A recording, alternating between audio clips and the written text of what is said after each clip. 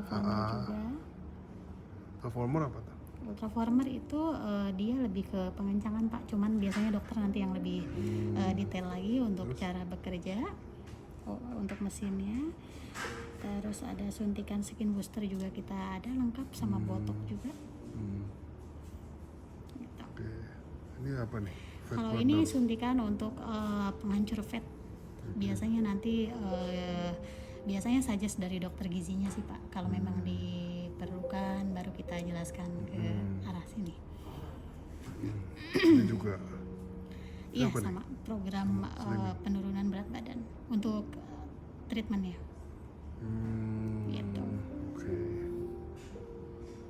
Cuman kalau di sini biasanya kita ketemu dokter dulu baru kita lihat ini ya udah. Oke.